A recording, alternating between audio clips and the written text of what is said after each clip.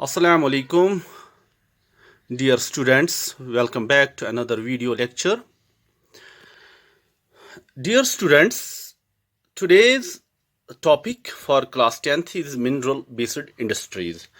प्यारे बच्चों, आप जानते ही हैं ना कि पिछले टॉपिक्स में हमने देखा एग्रो बेस्ड के बारे में, जिसमें हमने कॉटन टेक्सटाइल्स के बारे में डिस्कस किया। उसके बाद हमने देखा कॉटन टेक्सटाइल के बाद हमने क्या देखा था, जूट टेक्सटाइल्स के बारे में। और जो प्रीवियस लेक्चर था that was about sugar industry. ठीक है डियर स्टूडेंट्स, तो आज के टॉपिक में हम यहाँ पे डिस्कस करते हैं मिनरल बेस्ड इंडस्ट्रीज के रिलेटेड हम डिस्कस करते हैं। प्यारे बच्चों, सबसे पहले हम जानते हैं क्या होता है मिनरल बेस्ड इंडस्ट्रीज, क्या होती हैं। Industries that use minerals and metals as raw materials are called mineral based industries. देखिए प्यारे बच्चों, सबसे पहले हमने यहाँ पर डेफिनेशन को मेंशन किया है। हमने आपको समझाने की कोशिश की है, हमने आपको यहाँ पे दिखाने की कोशिश की है कि मिनरल बेस्ड इंडस्ट्रीज क्या होती हैं। मिनरल बेस्ड इंडस्ट्रीज वो इंडस्ट्रीज होती हैं जो मिनरल्स को और मेटल्स को एज रॉ मटेरियल यूज करती हैं। ऐसी इंडस्ट्रीज जो मिनरल्स और मेटल्स को एज रॉ मटेरियल यूज करती हैं, such industries are called, dear students, mineral based industries. ठीक है डियर स्टूडेंट्स, अब यहां पे देखना है हमारे पास जो यहां पे एक इंपॉर्टेंट मिनरल बेस्ड इंडस्ट्री है dear students, that is iron and steel industry. ठीक है, आयरन और स्टील इंडस्ट्री के बारे में हम यहां पे जानने की कोशिश करेंगे डियर स्टूडेंट्स।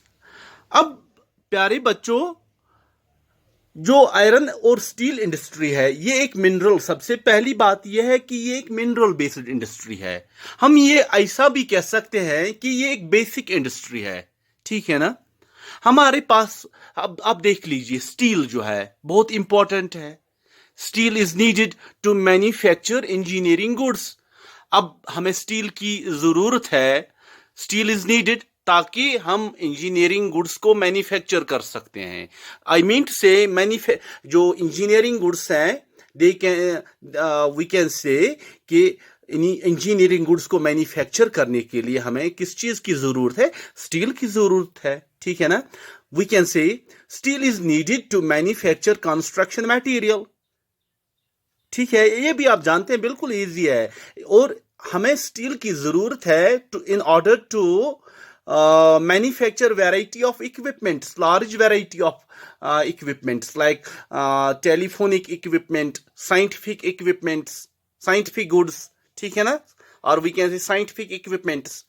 तो यहां पे हम ये कह सकते हैं कि steel is very much important.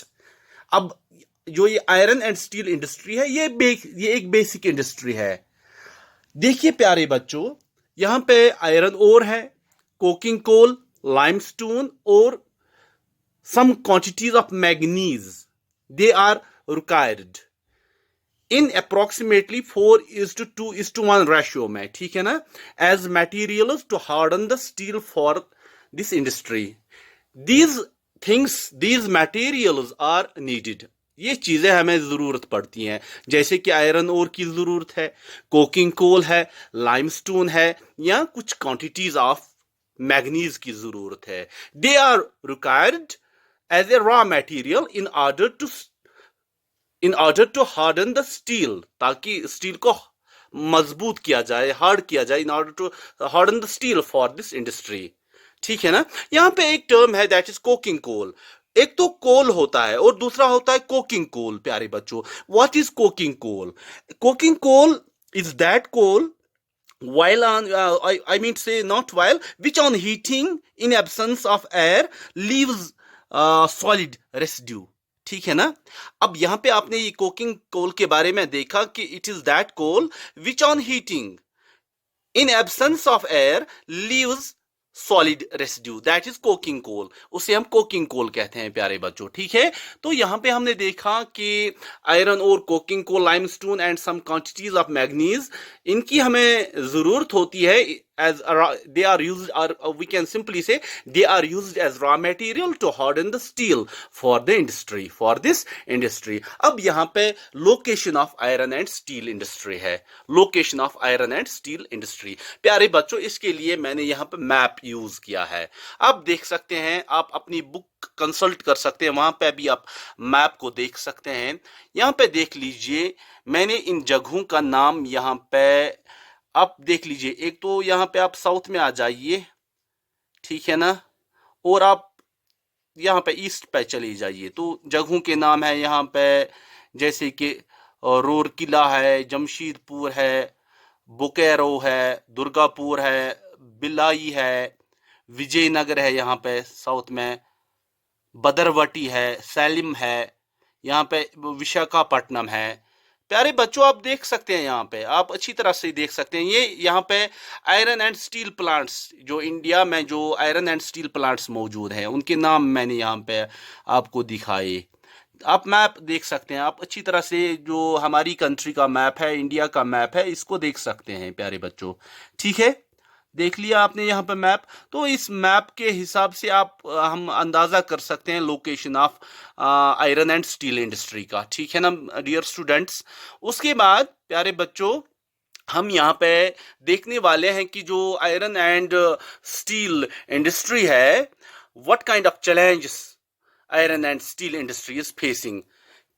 ठीक है ना प्यारे बच्चों, यहाँ पे आप देख लीजिए कौन कौन से challenges iron and steel industry को फेस करनी पड़ती हैं। सबसे पहले आप देखिए यहाँ पे, that is irregular supply of energy.